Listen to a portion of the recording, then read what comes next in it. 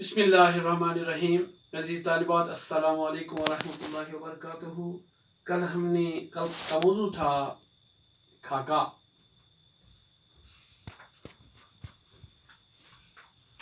خاکے کے بارے میں آپ نے کو جانکاری دی تھی. میں نے آج پھر سے تھوڑی سی وضاحت.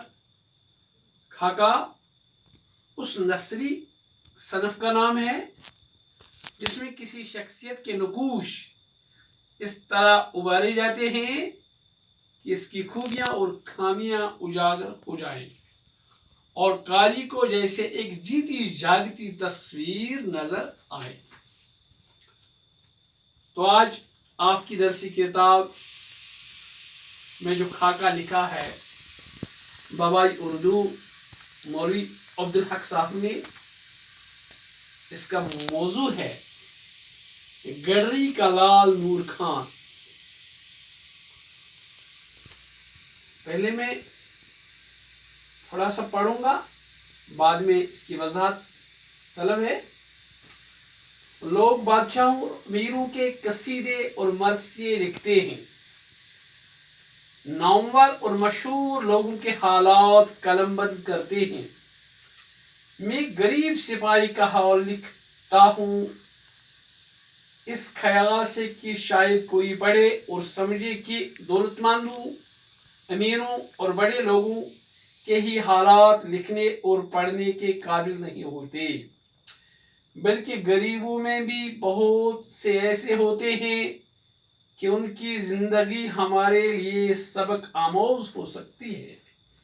انسان کا بہترین مطالعہ انسان ہے، اور انسان ہونے میں امیر اور غریب کا کوئی فرق نہیں ہے. پھول میں گردان ہے، کانٹے میں بھی ایک شان ہے. نور خان مرحوم کنٹینجنٹ کے اول رسالے میں سپاہی بھرتی ہوئے.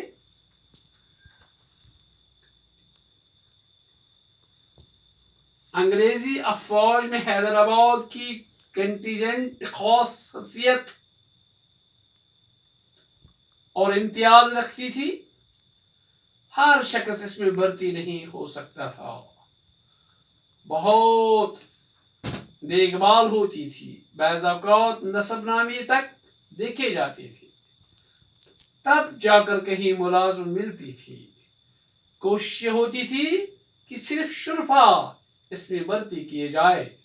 یہی وجہ ہے کہ کنٹینجنٹ والے عزت کی نظر سے دیکھے جاتے تھے. لیکن بعد میں قید اٹھ گئی اور اس میں اور انگریزوں کی دوسری فوجوں میں کوئی فرق نہیں رہا.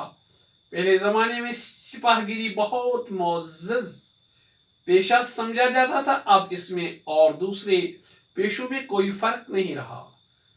بات یہ ہے کہ اشراف کا سنبھالنا بہت مشکل کام ہے.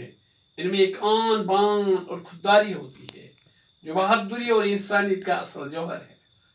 ہر کوئی اس کی قدر نہیں کر سکتا، اس لیے شریف روتا اور ذلیل ہنستا ہے. یہ جتنا پھیلتا ہے وہ اتنا ہی سکڑتا ہے.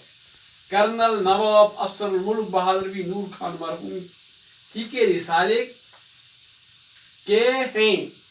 کنٹینجنٹ کے بہت سے لوگ اکثر تو کرنل صاحب موصوف کے توسط سے نواب، کرنیل، میجر، کپتان اور بڑے بڑے عہدیدار ہیں. لیکن دیکھنا یہ ہے کہ کوئی نور خان بھی ہے. یہاں پہ مولوی عبدالحق صاحب فرماتے ہیں کہ ہمارے ادیب بادشاہوں، ہمارے شعراء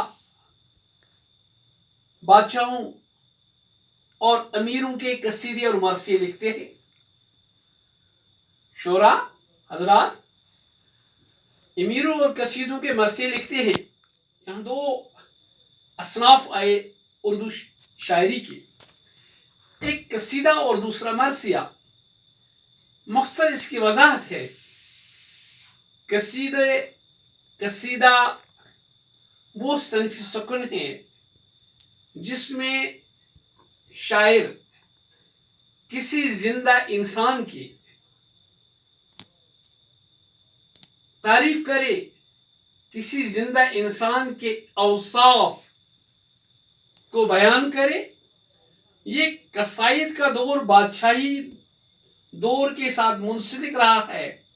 شعراء جو دربار سے متعلق ہوتے تھے وہ بادشاہوں کی تعریفیں کرتے تھے، قصائد لکھتے تھے اور ان سے داد تحسین حاصل کرتے تھے اور انعامات، اکرام، اعزازات حاصل کرتے تھے. دوسرے مرثیے، وہ یہ صنفی شاعری ہے، وہ صنفی شاعری ہے جس میں کسی مردے کے اوصاف کو اجاگر کیا جائے. ہاں، ایک مرثیہ نگار نے لکھا ہے نا، جب مہاتما گاندھی کا قتل ہوا تو ایک مرثیہ نگار نے لکھا ہے، اس کی پہلی لائن میں پڑھوں گا: جگاؤ نا باپو کو نیند آ گئی ہے. تو بعد میں مرثیے، جتنے بھی مرثیہ نگار ہیں، دو بڑے مرثیہ نگار ہیں.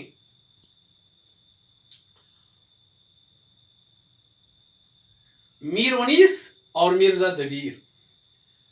ان کے علاوہ بھی بہت سے شعراء نے مراثی لکھے ہیں، لیکن یہ دو مشہور ہیں، معروف ہیں. انہوں نے حضرت امام حسین رضی اللہ تعالی عنہ کے شہادت پر کربلا جو ایک بہت بڑا معرکہ ہوا حق اور باطل کا، اس پہ انہوں نے مراثی لکھے. تو مرثی اسی کے ساتھ منسلک ہو گئے. تو آگے چلتے ہیں. نامور یعنی مشہور لوگوں کے حالات کا نمبر کرتے ہیں. یعنی ہمارے ادیب، ہمارے فنکار، ہمارے قلمکار، ہمارے شعراء صرف بادشاہوں کے، امیروں کے اور نامور لوگوں کے حالات زندگی کو لکھتے ہیں. قلم بند کرنا، لکھنا. لیکن یہاں مولوی عبدالحق فرماتے ہیں میں ایک غریب سپاہی کا حال لکھتا ہوں. اس خیال کے شاید کوئی پڑھے اور سمجھے کہ دولت مند اور امیر اور بڑے لوگوں کے ہی حالات لکھنے اور پڑھنے کے قابل نہیں ہوتے ہیں، کہ صرف بادشاہ، دولت مند، متکبر بڑے لوگ انہی کے حالات لکھنے کے قابل نہیں ہوتے ہیں، بلکہ غریبوں میں بھی بہت سے ایسے ہوتے ہیں. یعنی غربا میں بھی ایسے لوگ ہوتے ہیں کہ ان کی زندگی ہمارے لیے مشعل راہ ہوتی ہے. اگر ہم ان کی زندگی کو دیکھیں تو ان کی زندگی ہمارے لیے مشعل راہ ہوتی ہے. انسان کا بہترین مطالعہ کیسے ہوتا ہے؟ وہ انسان سے ہوتا ہے.